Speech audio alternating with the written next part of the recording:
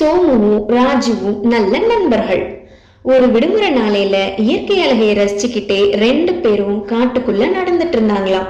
அப்போ திடீர்னு ஒரு கரடி அவங்கள நோக்கி வேகமா வந்துச்சான்.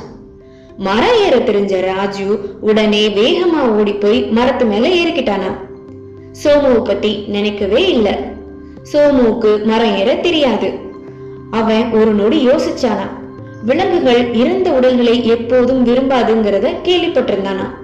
உடனே தரையில விழுந்து மூச்சை அடக்கிக்கிட்டானா. கரடி சோமுவை நுகர்ந்து பார்த்துட்டு அவன் இறந்து விட்டான்னு நினைச்சு அந்த இடத்தை விட்டு போயிடுச்சான். கரடி போன பிறகு ராஜு சோமு கிட்ட வந்து, கரடி உன் காதுல என்ன சொன்னுச்சு அப்படின்னு கேட்டானா. அதற்கு சோமு, உன்னை போல நண்பர்கள்ட்ட இருந்து விலகி இருக்க சொன்னுச்சின்னு பதிலளிச்சானா. நீதி: தேவைப்படும் நேரத்தில் உதவும் நண்பனே உண்மையான நண்பன்.